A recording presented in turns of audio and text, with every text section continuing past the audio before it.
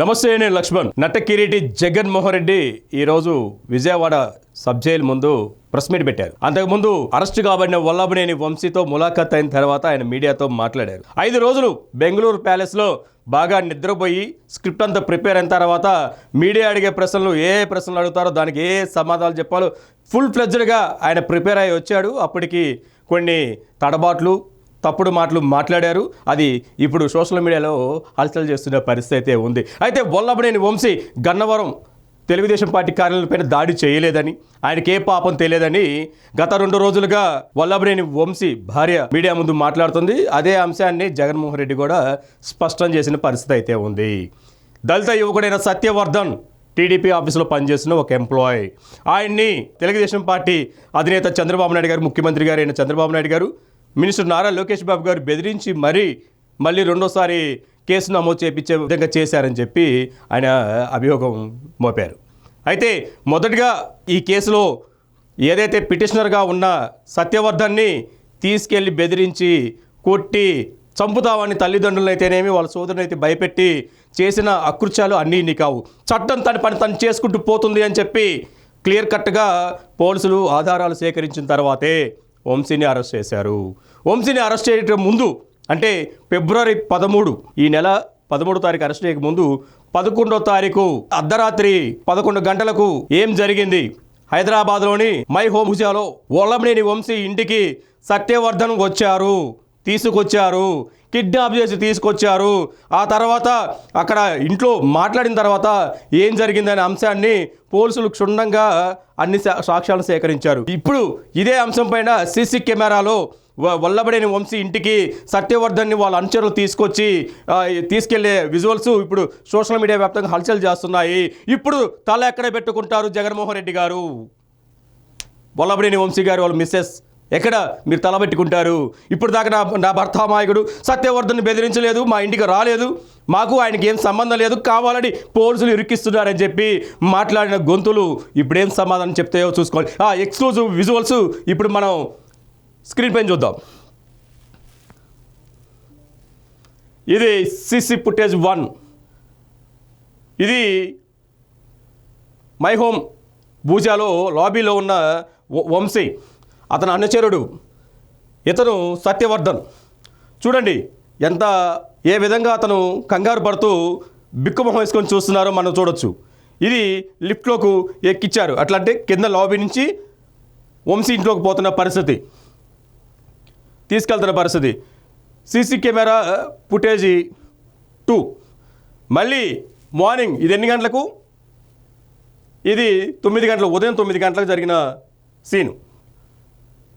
ఇది వాళ్ళ ఇంట్లో సంప్రదింపులు చేసిన తర్వాత మళ్ళీ వాళ్ళ ఇంటి దగ్గర నుంచి ఆ ఫ్లాట్ దగ్గర నుంచి లిఫ్ట్లో వస్తున్న పరిస్థితి. ఈ విధంగా చూడదు, సత్యవర్ధన్ కవర్ పట్టుకొని ఉన్నారు. ఇది లిఫ్ట్లో ఉన్న సీసీ కెమెరా. ఇందాకలు మనం చూసింది లిఫ్ట్ బయట లాబీలో ఉన్న సీసీ ఫుటేజ్ అనమాట. ఇది ఈ విధంగా పక్కా ఎవిడెన్స్ ఉంటేనే పోలీసులు అరెస్ట్ చేస్తారు. పక్కా ఎవిడెన్స్తోనే పోలీసులు అరెస్ట్ చేశారు అనడానికి ఈ 2 సీసీ ఫుటేజ్ ఆధారాలే సాక్ష్యాలు. ఇది మీరు చూడలేదా? మీరు లేదనుకుంటున్నారా? అంత పెద్ద సెక్యూరిటీ ఉన్న అపార్ట్మెంట్లో వల్లభనేని వంశీ రెంట్కుంటున్నారు, లేకపోతే కొని ఉంటున్నారు. ఆయన ఫ్లాట్ అది. ఆ ఫ్లాట్లో ఉన్న సీసీ కెమెరాలో ఇది రికార్డ్ అయిన పరిస్థితి ఉంది.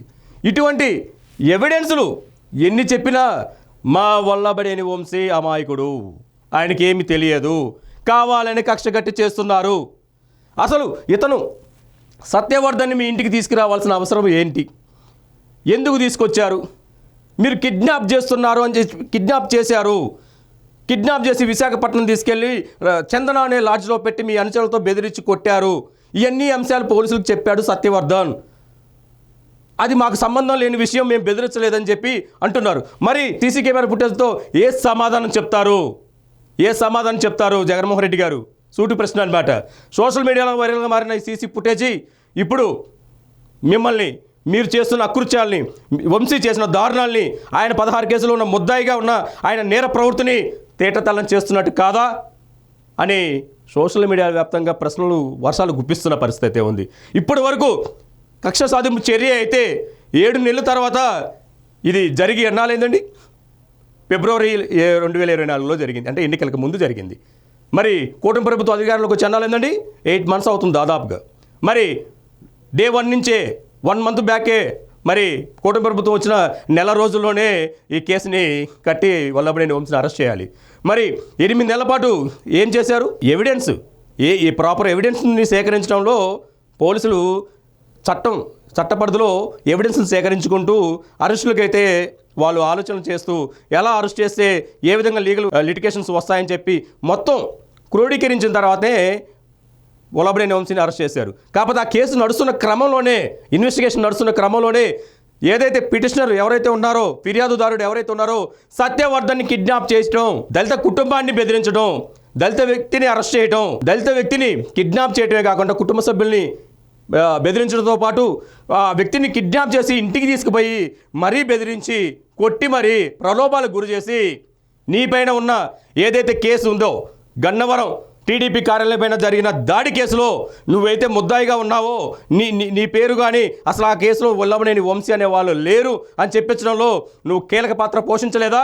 ఈ సీసీ ఫుటేజ్కి నువ్వేం సమానం చెప్తావు వల్లభనేని వంశీ? ఆయన సతీమణికి కూడా సూటి ప్రశ్న. అదేవిధంగా జగన్మోహన్ రెడ్డి గారు కూడా సూటి ప్రశ్న. ఈ సీసీ ఫుటేజ్ చూసిన తర్వాత మీరు వల్లభనేని వంశీకి ఏ విధంగా మీరు మద్దతుగా మాట్లాడి వల్లభనేని వంశీ అమాయకుడు అని మీరు చెప్తారు?